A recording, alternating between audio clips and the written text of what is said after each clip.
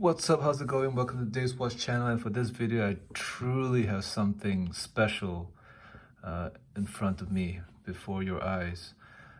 This is something that's completely new to my collection, to my I don't know what should I call it, my collecting history.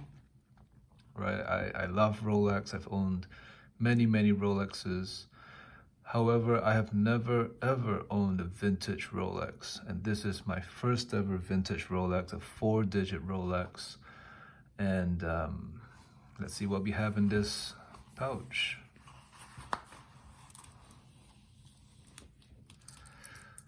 Well, I have here before you the Rolex 5513 Submariner. I am just blown away.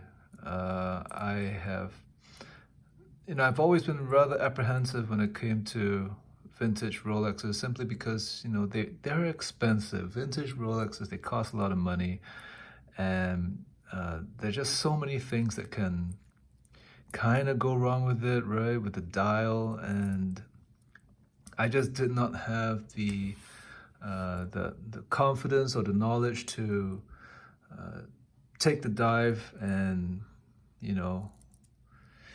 go for a vintage Rolex. And I always wanted to experience ownership. Now, this is not a true, it is a vintage 5513, but for those of you who know, right, this would be considered a transitional Submariner, because the lume, it has the white gold surrounds, and this watch comes from, was made in 1986.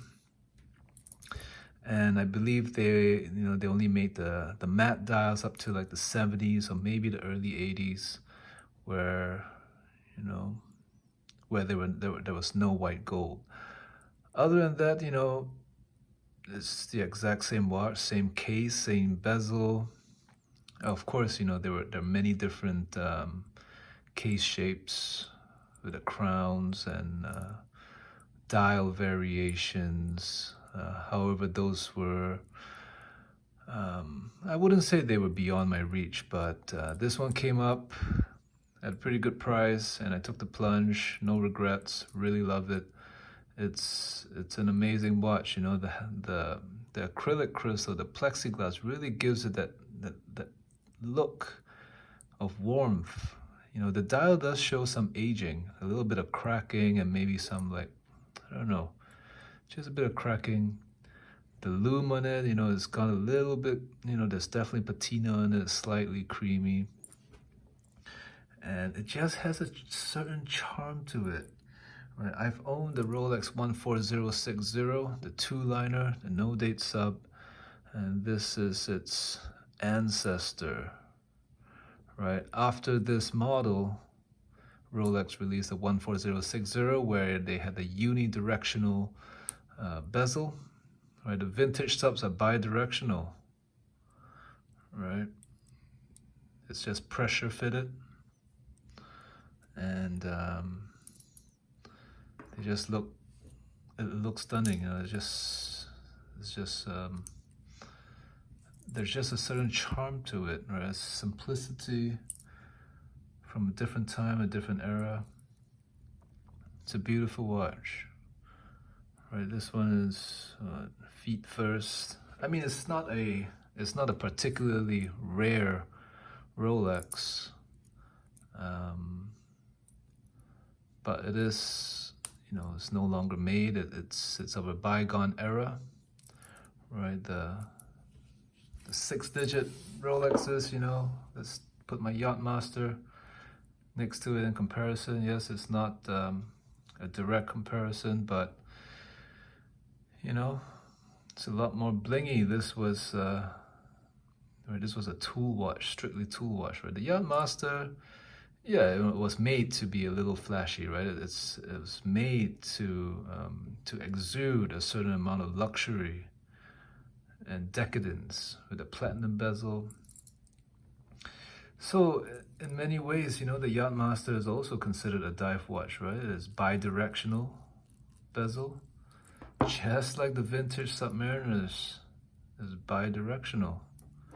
right? So the Yachtmaster can be considered a diver,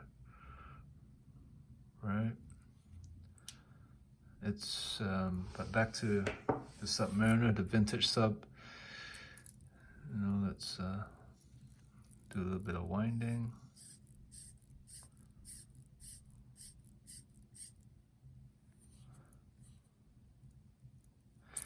I mean, just simply a stunning piece. You know, let's do a wrist shot.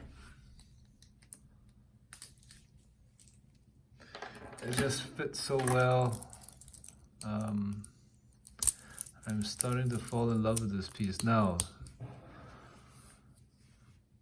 The only thing I'm a little bit apprehensive about this watch is its waterproofing, right? How water resistant it is. I should have got it pressure tested, but you know, I wouldn't want to go diving with this watch, and that was the thing. That was the problem I had with the vintage Rolexes, is that they were so valuable, and you know, because they're vintage, they're just not as I'm just not as confident with submerging them in water and going swimming with them. Or I definitely will not go diving with this Submariner, that's for sure, right?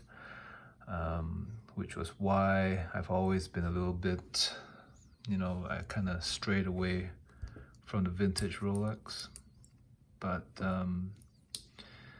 you know, you know, of course, getting caught in the rain, no problem. I'm sure it can take the occasional submersion, maybe go swimming, I don't know. I gotta get it pressure tested first, make sure it's okay. Definitely don't want it to get ruined, don't want to get a dial to get ruined. That's the problem, right, with vintage Rolexes. Because of how much they're worth right now, they are, you know, they're like golden axes, right? They are golden tools. You know, you can't really use them anymore.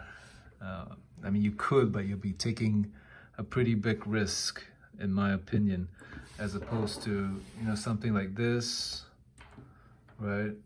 A modern, a modern Rolex, a modern sub, a modern Yachtmaster, a GMT. I wouldn't even think twice. I just jump into the pool, go swimming in the ocean, no problem. I have full confidence in that, in these watches. Whereas the vintage Rolex, I'm just a little bit more, you know, got to be a little more careful. But I don't know. This is my first ever vintage Rolex, so you know, I just want to take the proper precautions and treat this watch with the respect it deserves, and don't mess around with it, and don't put it in a needless risk. I just, you know, get it pressure tested. If all things check out, then yeah, I'll go take it swimming or something. All right, anyway, first ever vintage sub. Let me know what you think. Thanks for watching. I'm out. Bye.